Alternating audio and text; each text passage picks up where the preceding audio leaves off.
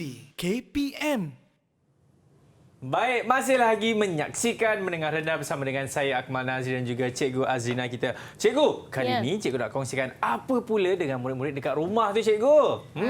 Akmal, kita dah lihat radas, dah tengok teknik-teknik pengukuran, alat-alat pengukuran. Betul. Jadi mestilah akhirnya akan buat eksperimen kan? Ya. Tetapi apakah kemahiran-kemahiran yang perlu dalam menjalankan eksperimen?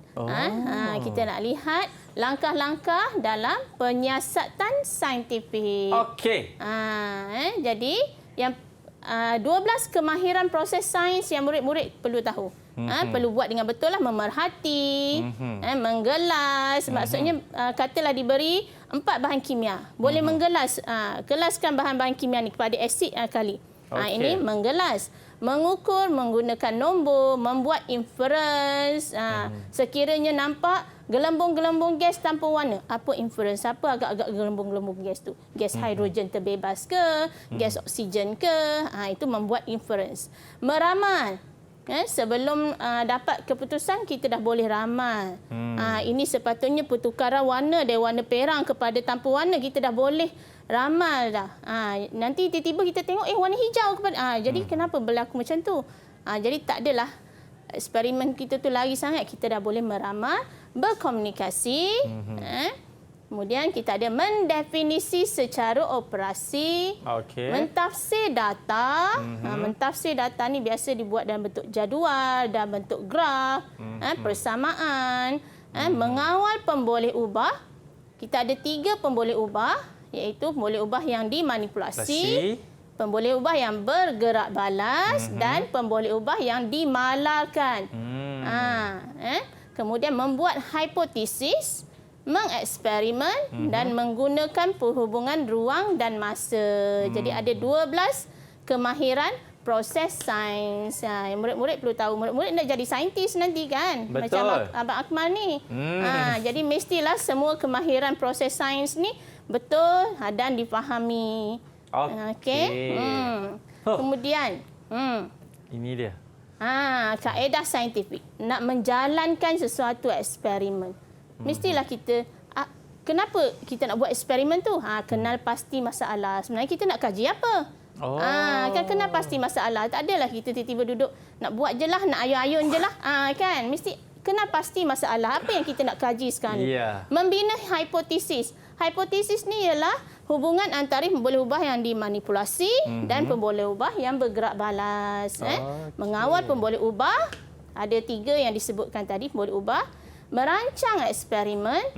Dalam merancang eksperimen ni kita dah tentukan kita nak guna radas apa, kita nak guna bahan apa. Contoh kalau kita nak buat eksperimen mengkaji faktor suhu dalam keterlarutan gula dalam air. Jadi apa agaknya radas yang nak digunakan untuk mengukur? Kita nak kaji faktor suhu. Jadi apa radas yang perlu ada? Nak ukur suhu mestilah ada termometer. Jadi kita dah rancang dulu apa radas-radas yang perlu ada dalam menjalankan eksperimen. Kemudian kita pun jalankanlah eksperimen. Dalam semasa menjalankan eksperimen, kena pastikan langkah berjaga-jaga, langkah-langkah keselamatan. Semua perlu diambil kira.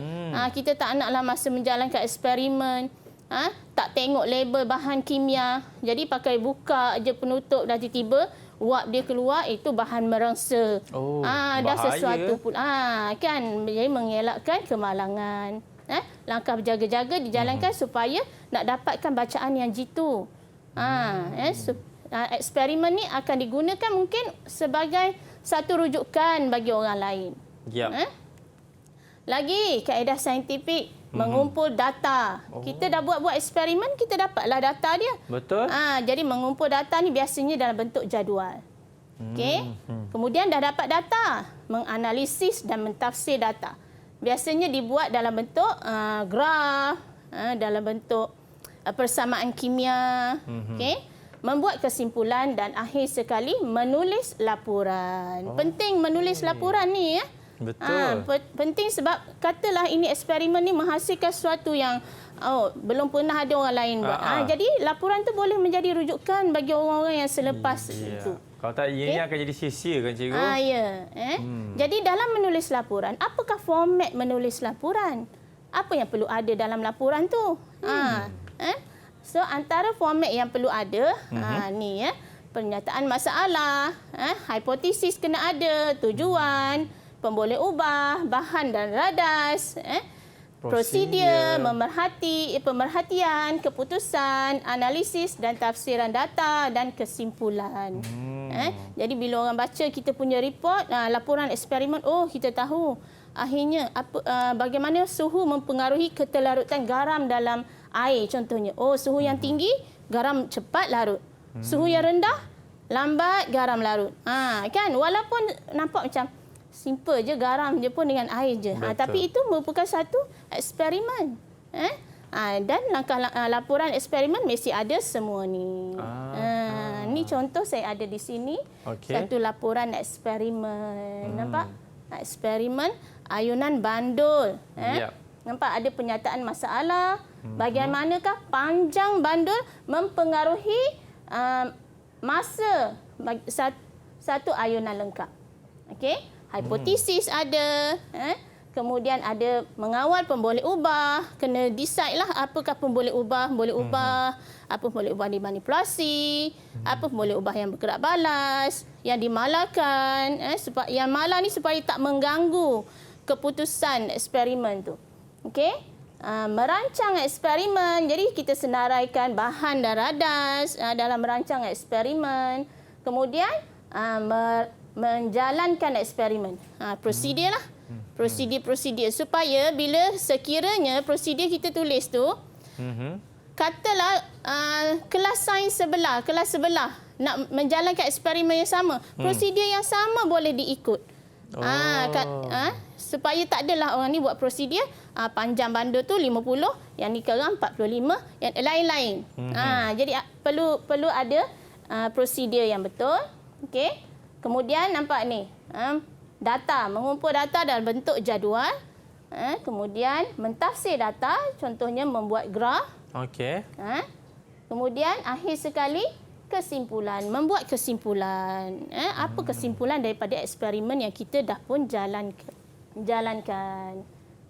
Ini contoh laporan. Wah. Banyak benda ni, nak jadi saintis ni kan.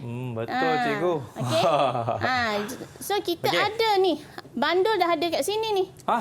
Ni ada bandul ni. Takkan kita nak tengok je?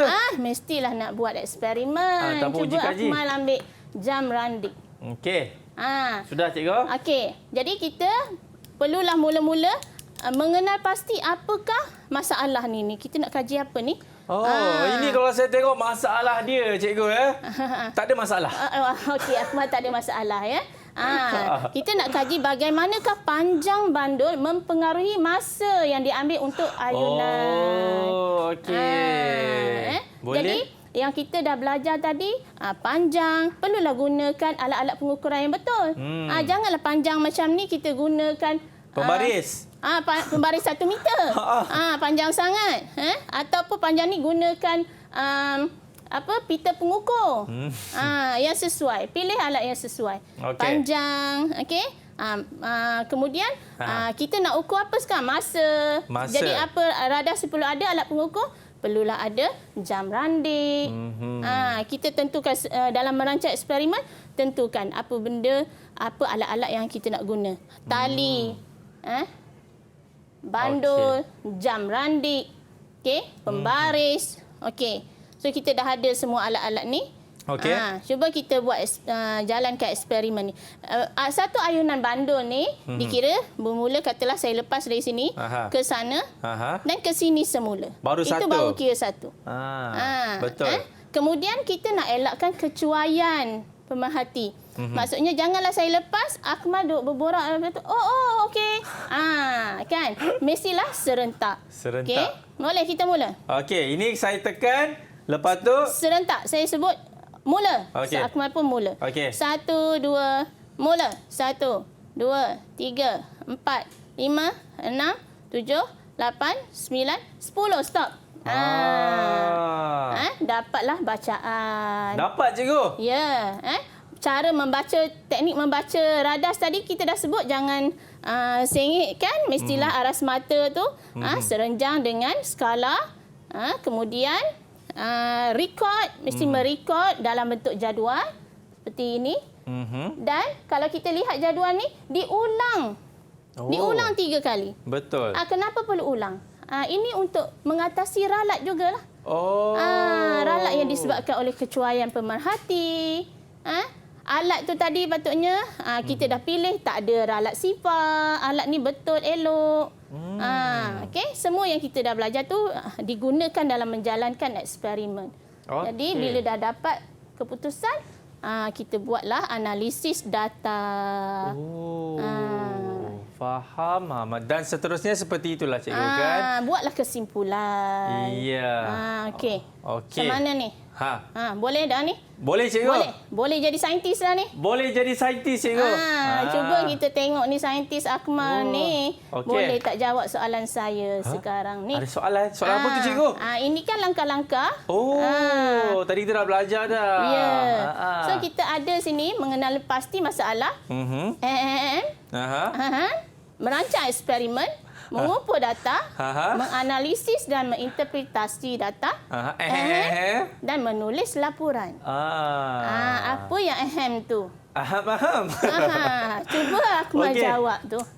Kalau kita dapat lihat dekat sini, yang pertama kita kena mengenal pasti masalah, cikgu. Lepas tu kita dah tahu dah masalah, kita kena buat hipotesis, betul tak, cikgu? Betul, Akmal. Buat hipotesis dulu. Okey, saya tulis dekat sini supaya saya tak lupa, cikgu. Ya. Nanti kan bertukar. Membuat hipotesis. Membuat hipotesis. Okey. Cantiknya tulisan saintis muda ni, cikgu. Okey. Dan seterusnya. Dah buat hipotesis? Apa step seterusnya? Langkah seterusnya?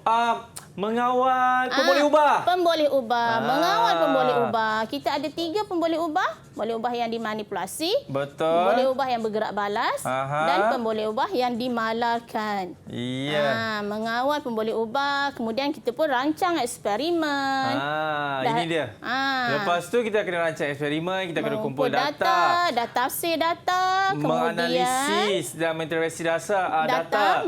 Sebelum kita nak buat laporan, kita kenalah buat kesimpulan dulu, cikgu. Apa kesimpulan daripada eksperimen tadi kan? Jadi kenalah menulis kesimpulan. Membuat kesimpulan. Membuat kesimpulan. Ya. Ini dia. Dah, cikgu. Dah siap dah. Tengok, cek sikit betul tak ni? Okey, kita tengok dulu betul ke tak? Mengenal pasti masalah. Lepas tu kita membuat hipotesis. 3 betul. Mengawal pemboleh ubah. Merancang eksperimen. Mengumpul data. Menganalisis dan menginterpretasi data. Dan juga membuat kesimpulan. Dan akhirnya menulis laporan. Semak? Okey, betul semuanya. Tahniah saintis Akmal. Alhamdulillah. Terima kasih, cikgu. Bolehlah jadi saintis. Boleh. Ada ciri-ciri saintis tu telah pun ada. Okey. Baik, cikgu. Saya pasti kita dah banyak belajar kan di dalam mata pelajaran sains kali ini. Mungkin cikgu boleh berikan rumusan secara ringkas dan padat, cikgu. Silakan. Okey, jadi kita dalam menjalankan sebelum akhirnya kita menjalankan eksperimen, pelbagai step yang kita perlu tahu, mengenal pasti radas, mesti boleh memilih radas-radas yang betul, alat pengukuran yang betul, untuk mengelakkan eksperimen kita tu keputusannya tidak relevan. Mengelakkan ralat daripada berlaku. Betul tu, cikgu. Okey, cikgu, saya pasti kalau guru-guru ataupun murid-murid nak buat bahan rujukan tu dekat mana, cikgu? Dekat portal mana tu? Di portal Delima KPM. Di portal Delima. Okey, baik. Terima kasih banyak kepada Cikgu Azlina di atas tunjuk ajar tersebut. Dan tak lupa juga kepada jurubahasa isyarat kita, Cikgu Khulina. Dan kepada anda, terima kasih kerana telah memberikan tumpuan yang sepenuhnya di dalam kelas kita. Kali ini kita akan jumpa lagi dalam Mendengar Rendah seterusnya. Saya Akmal Nazri. Assalamualaikum. Bye-bye.